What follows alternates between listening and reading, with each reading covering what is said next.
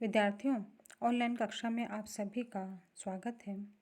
आज हम बीए पाठ प्रथम के प्रथम प्रश्न पत्र के अंतर्गत रघुवंशम महाकाव्य से व्याख्या कार्य को आगे की ओर बढ़ाएंगे। विद्यार्थियों,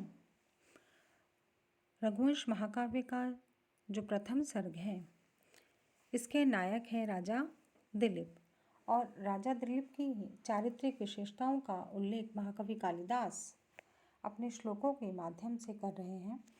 तो अगला श्लोक इसी श्रृंखला में है। भीम कांते ही नृप गुणे ही स बभुवोपजीविनाम अदृश्यश चाभिगम्यश यादो रत्नहि आवर्णः। भीम कांते ही यानी भयंकर और मनोहर, नृपगणे ही राजा के समस्त गुणों के द्वारा। तो विद्यार्थियों, यहाँ पर महाकवि कालिदास ने राजा दिलीप के व्यक्तित्व और उनके स्वभाव, उनके आचार के गुणों के कारण प्रजा में विद्यमान उनके प्रति भय और आदर की भावना, यानी दोनों चीज़ों का, उनके दोनों स्वरूपों का, भयंकर और मनोहर दोनों ही स्वरूपों का यहाँ इस श्लोक में वर्णन किया है कि राजा दिलीप अपने भयंकर गुणों से युक्त होने के कारण उनके जो प्रजाजन थे, उनके जो आश्रित जन थे, उनके जो सेवक गण थे, वो राजा दिलीप से दूर रहते थे और धीरे बुलाने पर वो उनके समीप भी जाते थे। जिस प्रकार से जंतुओं से और रत्नों से समुद्र होता है, अर्थात समुद्र में मगर और इत्यादि व्हेल फिश इत्यादि जो मारने वाले हिंसक जो जानवर हैं, उनके डर के कारण कोई समुद्र में जाता नहीं है, घुसता नहीं है, किंतु रत्नों के लालच के कारण मनुष्य उसमें प्रवेश भी करते हैं। ठीक उसी प्रकार से राजा दिलीप का भी चरित्र था कि राजा दिलीप के मनोहर गुणों के कारण प्रजा उनसे अनुरक्त रहती थी।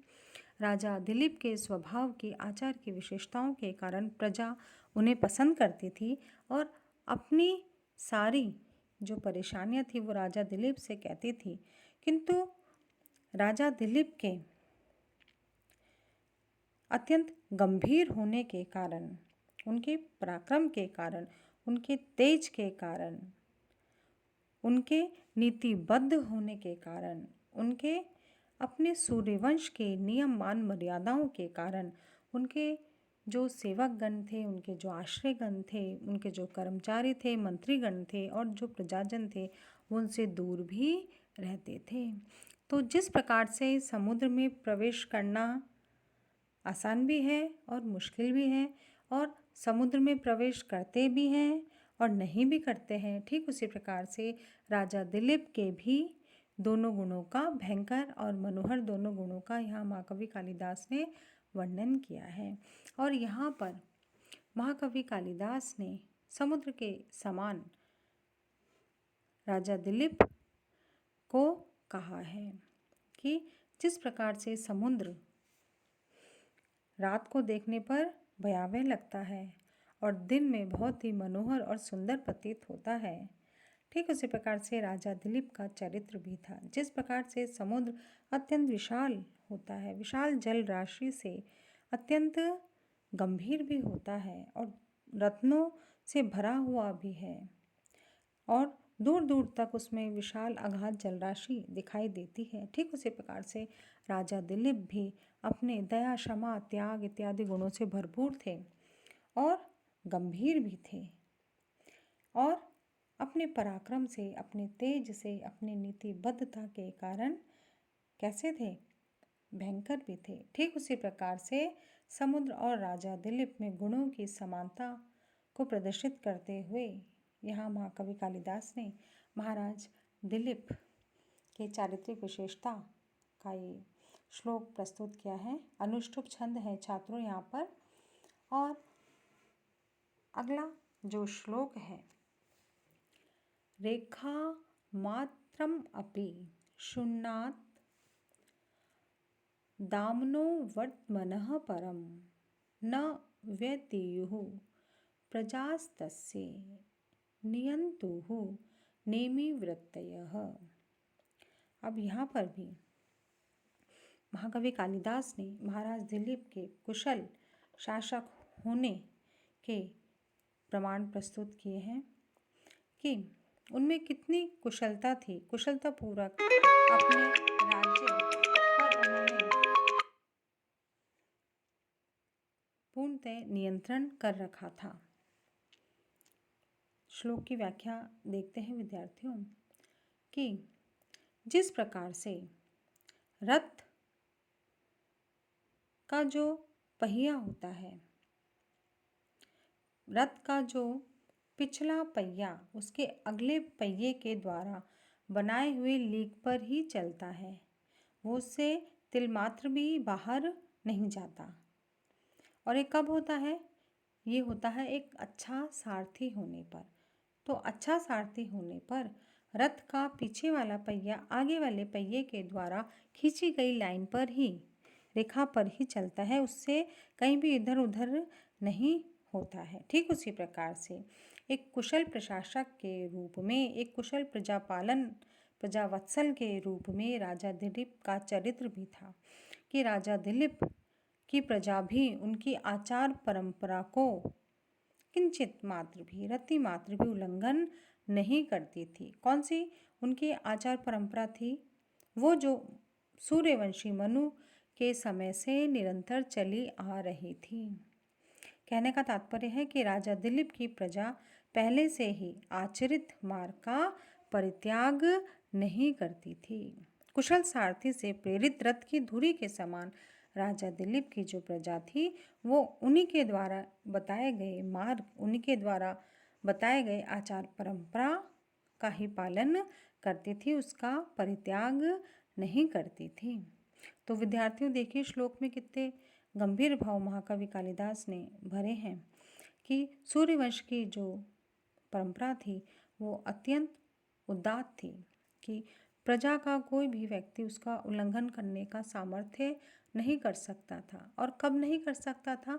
जबकि राजा कौन थे? महाराज दिलीप थे, जो स्वयं भी अपने प्रजा की परंपरा को कटिबद्ध होकर उसका निर्वाह करने में समर्थ थे। तो उन्हीं के अनुसार उनकी प्रजा भी थी।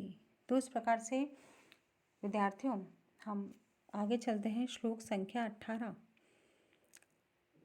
प्रजानाम एव भूत्यर्थस्ताभ्यो बलिम ग्रहित सहस्र गुणम उत्सृष्टु मादते ही रसम रवि।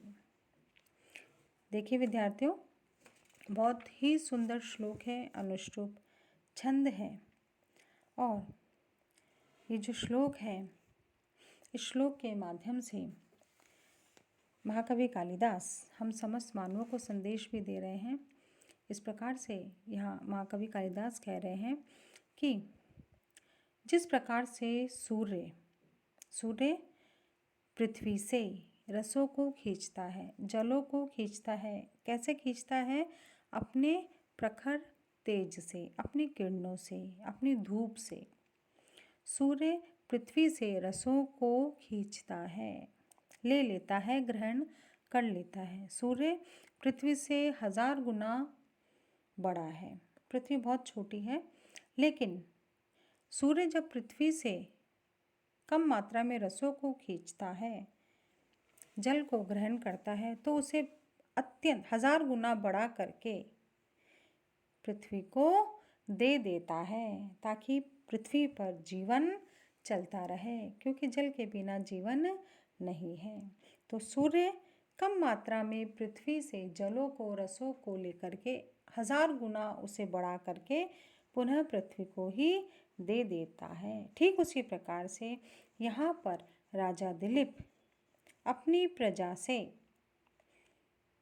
अपनी प्रजा की भलाई के लिए ही, ना कि किसी भोग विलास अपितु ऐश्वर्य के लिए प्रजा से कर लेते थे और कर का छठा भाग के रूप में, आय का छठे भाग के रूप में कर को ग्रहण करते थे और उसे अत्यंत विशाल मात्रा में, उसे बहुत सा बड़ा करके वो प्रजा की भलाई के लिए ही उस आय को, उस कर को प्रजा की भलाई के लिए ही खर्च कर देते थे, प्रजा के कल्याण के लिए ही उसका उपयोग करते थे। तो इस प्रकार से राजा दिलीप अपनी प्रजा के प्रति उनका जो व्यवहार था वो प्रजा वत्सल थे, प्रजा के प्रति कटिबद्ध थे, प्रजा को अपनी संतान मान करके उनसे जो कर के रूप में ग्रहण करते थे उसे 1000 गुना बढ़ा करके पुनः प्रजा के कल्याण के लिए उस धन को समर्पित कर देते थे, ना कि स्वयं के स्वार्थ के लिए उसका उपयोग करते थे। ऐसे महान, ऐसे उदात्त महानायक महाराज दिलीप सूर्यवंश में उत्पन्न हुए हैं।